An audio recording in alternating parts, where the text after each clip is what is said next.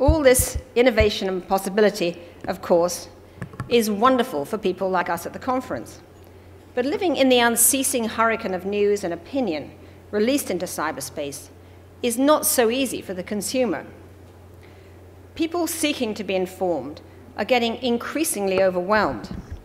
There's such a cacophony of voices now, such a blizzard of links and tweaks and calls to action, day in, day out. There are 100 million blogs today, and a new one goes up with every sneeze.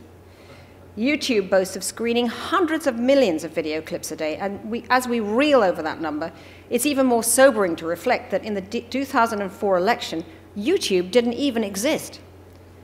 At the Democratic Convention in Denver 2 weeks ago, I was struck by the scene of everybody interviewing, video camming, and uploading everybody else. A hall of mirrors, reflecting much, really, but really clarifying little. There are other unsettling truths. I'm sympathetic to mainstream media reporters now under constant pressure from their desks to service their newspaper, radio, or television networks' websites, in addition to the work they've been doing already, but for no extra money. They're in a state of constant exhaustion, these guys. They have so little time to do any real reporting, or God help them thinking, because they're always required to file for the website, feed a vlog, or provide a podcast. The hazard is that what you get more and more is not journalism, but what Nick Davis in the UK has termed churnalism. The endless recycling of a few pieces of original news gathering laced with the prevailing crowdthink. There's no time for anything else. When I went out on the Hillary trail for Newsweek this spring, it was really eye-opening. Whenever we arrived at a new campaign stop, my fellow journalists on the bus headed for their allotted pens near the hustings, flipped open their laptops, and started filing. It made me positively paranoid. We'd only just got there. What did they know that I didn't know? I mean, what had they seen? They were just filing, you know? The ones who dived into the crowd were always staring at their BlackBerries, reading a post from a competitor. It's as if anything happening somewhere else is of more value than what's happening in front of your nose. But then again, they had no alternative. Somebody back at the office was screaming for a blog. One of the more comedic moments of the primary campaign, I have to say, was when an alert gremlin at the New York Post was back in New York watching a webcam feed from Hillary's meeting with the Sioux Falls Argus leaders' editorial board in South Dakota. It was a meeting that the traveling press was actually attending in person, but it took an editor 1,400 miles away via webcam to spot the incendiary possibilities of Senator Clinton's comments about Bobby Kennedy's assassination. Now, after what I'd seen on the bus, it didn't really surprise me. The boys and girls of the press were too busy filing to spot the actual news moment.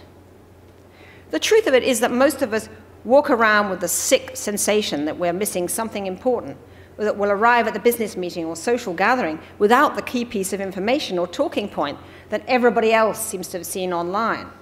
Secretly, everybody feels out of the loop, ready at any moment to be embarrassed with the question, did you see that great piece of video moment this morning on the Daily Howler or Dig or, talkingpoints.com?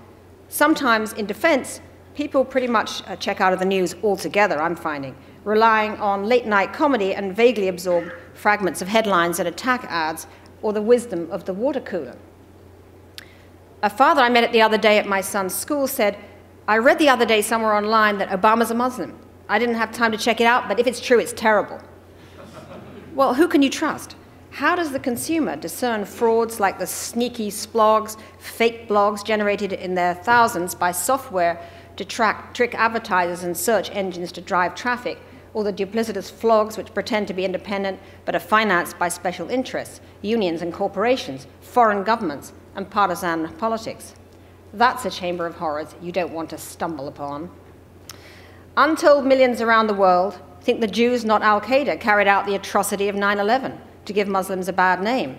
Very few people in mainstream media took any notice of this nonsense, of course, since even the most cursory explanation showed it to be false. But Brian Curtis, who was with Slate, and is now, I'm very proud to say, an editor with the Daily Beast, tracked the source of that belief and found it owed its original currency, astonishingly, to one endlessly recycled post from September the 18th, 2001, on a website called Information Times. Information Times wasn't a newspaper. It didn't even have the office in the press building in Washington, D.C. it claimed to have. It was one guy in Alexandria, Virginia, Siad Adib of Pakistani extraction, who when found claimed he had a reliable source. His reliable source turned out to be a propaganda TV station in Beirut run by Al-Manar Television, which exists to, quote, stage an effective psychological warfare with the Zionist enemy, and gives frequent airtime to the terrorist group Hezbollah.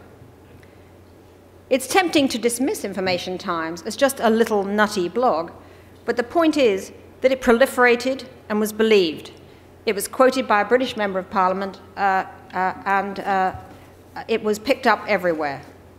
And that's the part that really scares me the most. It really is, sorry, I've lost a page here, but I will find it. Never mind. It's the part that scares me the most because this kind of stuff is increasingly insidious, as we saw with the Sarah Palin rumor just the other day. Here's the rumor that comes out on the internet, which says that Sarah Palin is the mother of her daughter's, teenage daughter's child. It went everywhere. I mean, I was emailed that piece by 20 different people. Everybody had that story. And it really forced Sarah Palin, in fact, to kind of out her daughter with her pregnancy, which, then, of course, she got stick for as having, why have you now put your daughter's pregnancy on parade, et cetera, et cetera.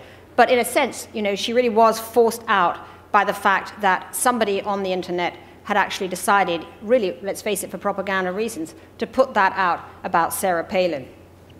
So what, in a sense, can we do in this crazy age to cut through all this static and fake stuff and, crazy noise, in a sense?